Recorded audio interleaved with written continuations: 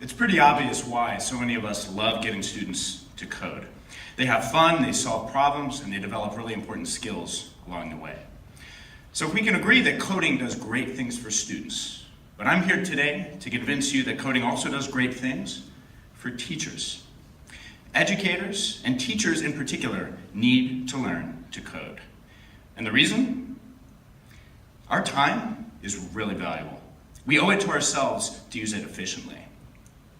When I saw a colleague struggling to do some scheduling work by hand, I knew there had to be a better way. So I took this scheduling problem and used it as an excuse to learn how to code. And it was challenging, full of spinning wheels and error messages. But after a few months, I had hacked together a script. That schedule that my colleague took hours to build took less than a second in my script. Our students learn best in context, and teachers are no different. My coding journey began with a problem, and in our profession, there are lots of problems to be solved. Something you do at school is tedious. You grumble to yourself that there must be a better way, and that's where you begin. That's your syllabus.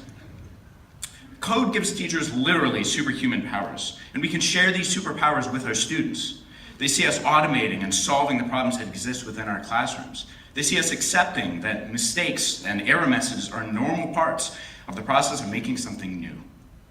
And we show our students how we put these devices to work for us. We build the tools we need to solve problems. And we don't always have to wait for someone to build us the killer app we need, because we can build it ourselves. And when students catch on that this is a possibility for us, they see that they can also make code work for them. You might remember this student from the first slide. I had my students do some simple computational thinking exercises with a spreadsheet. Afterwards, this student said, "This is actually useful."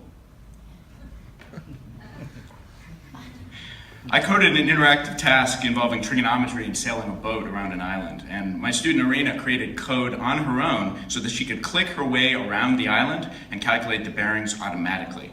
She did the math herself and then taught the computer to do the rest. And Paul, one of my Algebra 2 students, asked me how I made a program to create groups for class on a Friday afternoon. He said he was tired of sitting around on a Friday with his friends deciding where to eat. So that night he rewrote my program to decide for them. If our students see us using code regularly to make our world better and more productive, they will understand that this power can also be theirs. Pick your problem. Pick your syllabus today, because these devices are ready to help you build a better classroom and in the process, inspire your students yet again. Thank you.